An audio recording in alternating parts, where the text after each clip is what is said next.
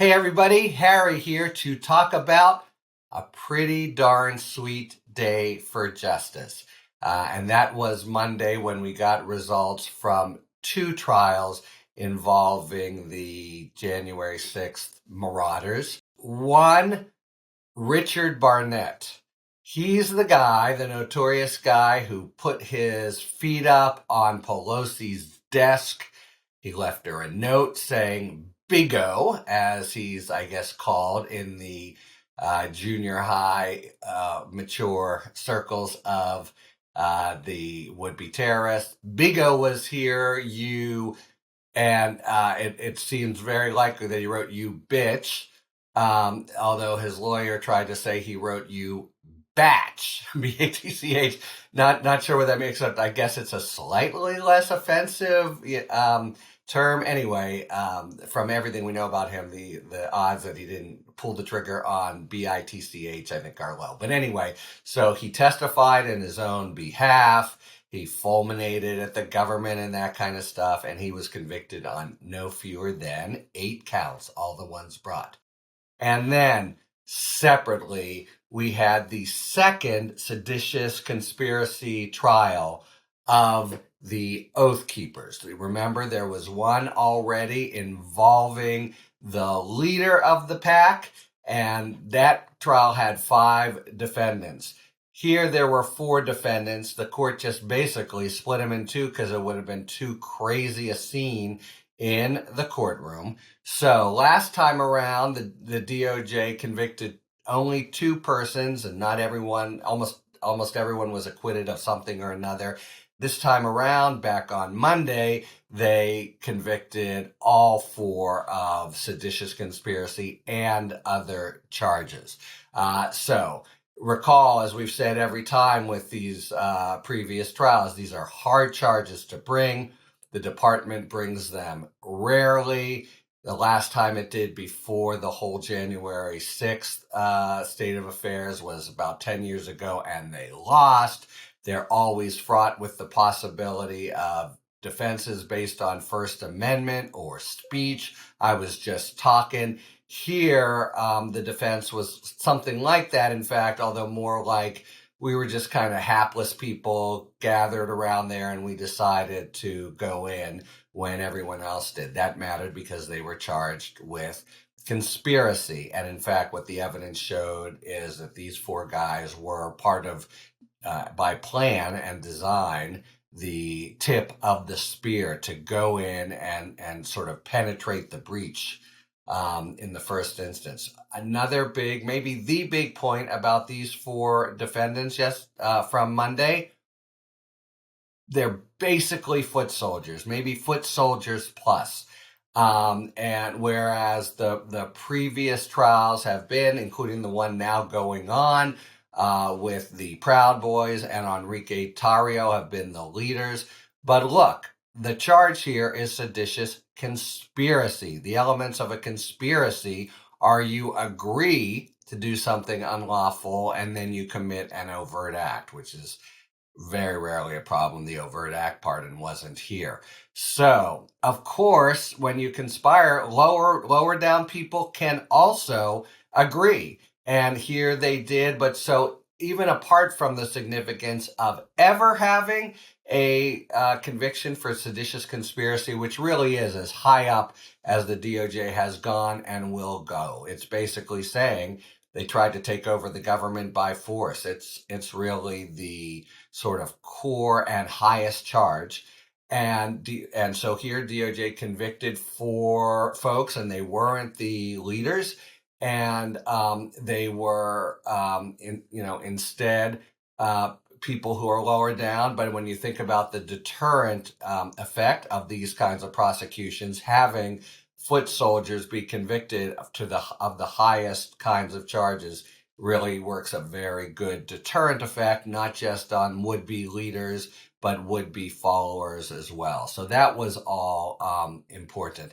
And then I just want to note the kind of, I guess you would call it, emotional satisfaction. So go back to Richard Barnett, jackass, his feet up on Nancy Pelosi's desk in a picture we've seen and went around the world 1,000 times. And it's just redolent of disrespect for her and the rule of law and this kind of swagger and sense that the law is what they say it is. It's revolting. And likewise, what the Oath Keepers did, revolting. And it is, I'd suggest, satisfying in about equal and parallel effect to now see them brought to heel as, participants in, believers in a rule of law society. It's not simply the kind of sober analytic reflection that something bad happened and somebody should go to jail. There's something more elemental and emotional about seeing this asshole with his feet up on the on Pelosi's desk and then cutting to what happens on Monday and they're being properly laid low and the rule of law sort of reasserting itself. It's a very kind of, interesting sentiment because it's not so far really. In some ways, it's the same as the sentiment that vigilante mobs have when they go after someone they believe has broken the law and they string them up. And that's anathema to the system of justice. However, it strikes me as not only not anathema, but even really important to the system of justice that so long as, and of course, this is the point to underline 10 times, but so long as the evidence is there, the facts are there, the law is there, and, everything is on the up and up, and you haven't had mob justice, but judge justice, etc. The kind of base human, but very human sentiment that follows the conviction of people who've just thumbed their eye in the whole system.